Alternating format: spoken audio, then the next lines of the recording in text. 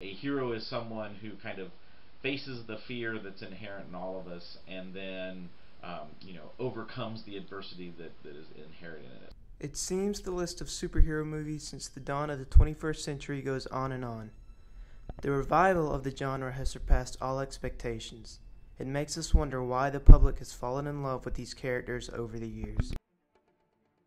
I think there's something inherent that we want to believe that we would step up, right? We would rush into the burning building. We would save, we would pick up the car and save the. But I think there's something that inherently we want to do that. The Hulk has anger management issues, but still, right? He's Bruce Banner who's trying to do good, and Iron Man, Tony Stark is the billionaire who philanthropist who does weapons manufacturing and then kind of realizes he's wrong, and so now he wants to save the world. And I think there's something again inherent where it's that explosion of maybe one particular facet, but it's that explosion of the idea that we all want to do some sort of good. We have qualities that most regular humans are never going to have, and I think that's kind of cool. Some people believe that even though these characters are superhuman, we can relate to them on a human level. Watchmen tends to get pointed at as that kind of pinnacle moment in some ways where all of a sudden these superheroes that were supposed to be better than us and were supposed to not have these kind of human frailties, they weren't supposed to have any tinge of darkness to them. All of a sudden there was this kind of complexity to the idea that, wait a minute, what if the superheroes kind of were actually human, right? In the sense that they struggled with being good and bad. And I think the films bring much more accessible and acceptable kind of personifications of it.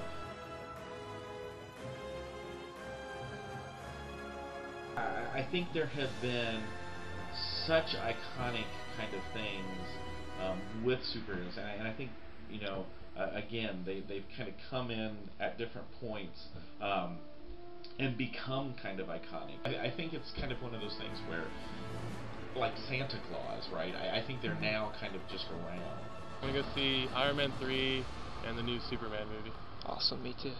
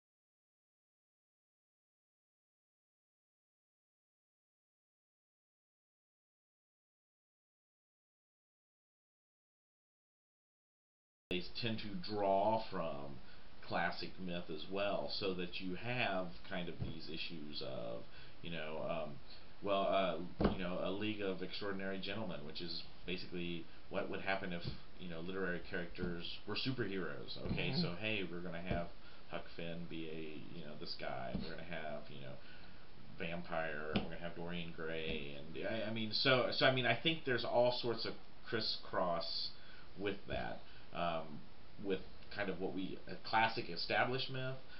But I definitely think that I think it's definitely a creation kind of mythos that goes with all of it.